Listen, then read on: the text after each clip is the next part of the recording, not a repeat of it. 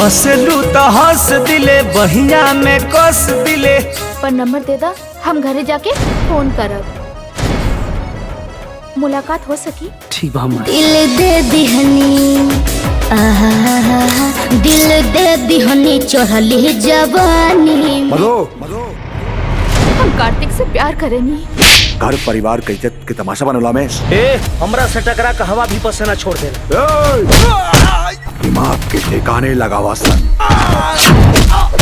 इज्जत के बात हुई तो तोरा घरे बारात लेके हम आई। अगर गुंडागर्दी पर हम उतर गई तो मधु को तोरा घर से उठा लेके जाई।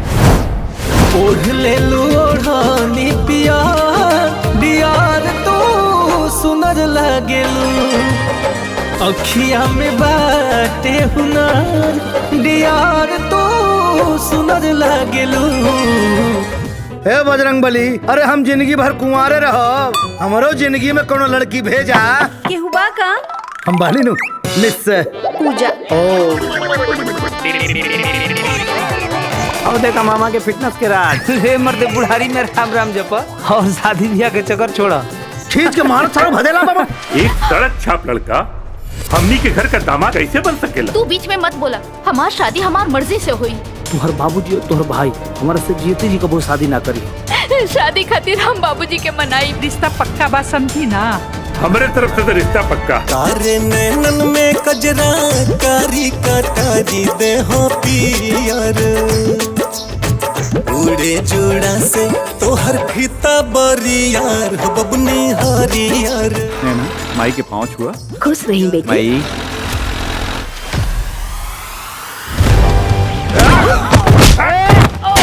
दया सिंह नाम है हमार, पर हमरा अंदर दया नहीं खे।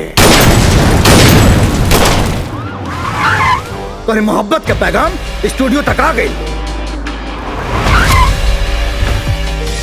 मधु, मधु बता। मामला बड़ा संगीन है साहब। पता नहीं हमारी बिटिया मधु कहाँ हुई। हमरा के बचा ली। आकाश के होते हुए आपकी चिंता करे के कोनो जरूरत नहीं। कीमत दे के खरीद ले बानी एकरा के, कोनो लूट के माल नहीं के जे उड़ा के ले जाइबा। तोर बहिन भाग गई और ते हमरा से बहस करता है। चल लगा फोन, लगा फोन।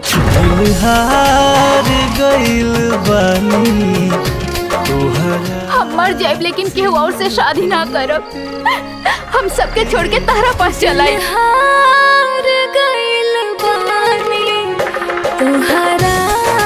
कार्तिक बहुत अच्छा लड़का हुआ, जितना जल्दी हो सके उतना जल्दी दोनों के शादी कर दा। रहबा खोई खोई ढूंढोगे पता यार का। नंदू भौजी तोरा से बहुत प्यार करेनी, हम झूठ ना बोले थे। हमरा के छोड़ दा, हम ना जाई। छोड़ दा हमके। तेरा चुरा लेगा। तू कार्तिकवा से प्यार करो हम ना बोलब, लेकिन हमरा प्यार करे से काहे मना कर पड़े तू।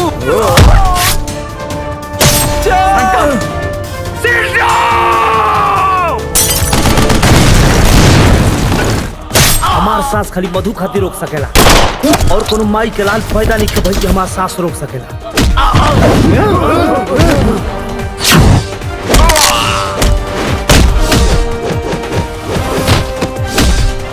जब ले कुंवार बानी तब ले तुहार बानी।